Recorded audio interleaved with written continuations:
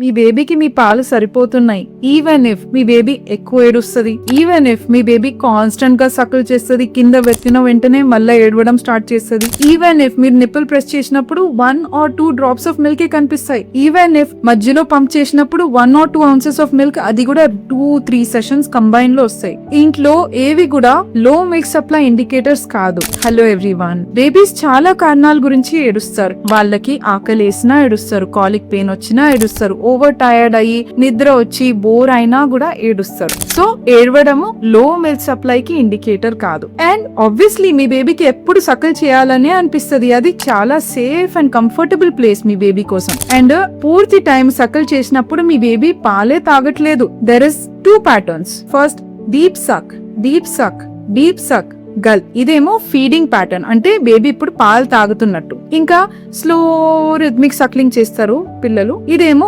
Comfort sucking, అంటే comfortable గా feel చేయడానికి కోసం సకిల్ చేస్తూ ఉంటారు. ఇంకా మీరు నిప్పుల్ ప్రెస్ చేసినప్పుడు మీరు బేబీ సక్లింగ్ ని మిమిక్ చేయట్లేదు కదా, అయితే ఆ లెట్ డౌన్ రిఫ్లెక్స్ సరిగ్గా యాక్టివేట్ అవ్వదు, ఆక్సిటోసిన్ రిలీజ్ అవ్వదు. వచ్చిన 1-2 drops ఆఫ్ మిల్క్ చూసి మీరు మిల్క్ లేదనుకుంటారు, కానీ యాక్చువల్లీ మిల్క్ ఉంది, కానీ లెట్ డౌన్ రిఫ్లెక్స్ రాని వల్ల ఆ మిల్క్ బయటకి రావట్లేదు. Same thing applies when you are pumping. మీరు పంప్ చేసేటప్పుడు చాలా యాంగ్షియస్ ఉంటారు, ఎంత మిల్క్ వస్తుందో చూస్తూ ఉంటారు. ఇంకా పంప్ సక్లింగ్ ప్యాటర్న్ ని మిమిక్ చేయదు, సో ఆక్సిటోసిన్ చాలా తక్కువ రిలీజ్ అవుతుంది, మిల్క్ అవుట్పుట్ తక్కువ అనిపిస్తుంది, కానీ బేబీకి వచ్చే మిల్క్ డైరెక్ట్ సక్లింగ్ పైన ఎక్కువ ఉంటది. అయితే బేబీకి సరిగ్గా మిల్క్ వస్తుందో లేదో ఎట్లా కనుక్కోవాలి? ఒకవేళ మీ baby 6 to 8 times urine 24 hours లో పాస్ చేస్తుంది, ఇంకా స్టడీలీ వెయిట్ గెయిన్ చేస్తుంది, మీ పీడియాట్రిషియన్ వెయిట్ గెయిన్ ప్రాపర్ గా ఉంది అని చెప్తే మిల్క్ సరిపోతుంది, ఫార్ములా యాడ్ చేసి ఏం అవసరం లేదు. Okay, thank you.